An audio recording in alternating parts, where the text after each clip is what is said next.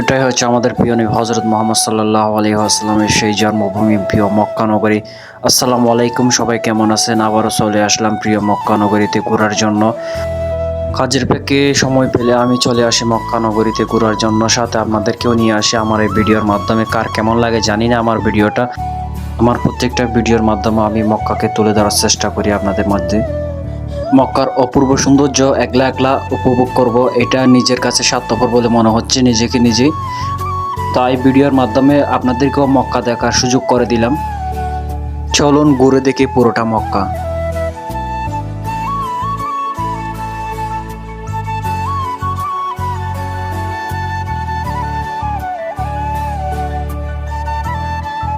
মক্কা গড়ি টাওয়ারের ভিউটা আমার খুব অসাধারণ লাগে। আমি সবসময় যাই মক্কার গড়ি টাওয়ারের সামনে ভিউটা নেওয়ার জন্য। আমি মক্কায় আছি প্রায় 2 বছর হয়ে গেছে। মক্কার আশেপাশে কোন দিকে কি আছে কোনোদিন ঘুরে দেখা হয়নি। আজকে ঠিক করলাম, আজকে যেহেতু খুব তাড়াতাড়ি কাজ থেকে চলে এসেছি, তাই আজকে আমরা 2 ভাই ঠিক করলাম মক্কার চারপাশে কোথায় কি আছে, কোন দিকে কোন গেট দিয়ে কোথায় যায় সব ঘুরে ঘুরে দেখবো আপনাদেরকেও সাথে নিয়ে। মক্কা হচ্ছে রহমতের জায়গা। মক্কায় ঘুরে বেড়াতে আমার অসাধারণ লাগে। মক্কায় ঘুরে বেড়াতে যে আমার কেমন লাগে আসলে এটা ভিডিওর মাধ্যমে বলে প্রকাশ করা যায় না।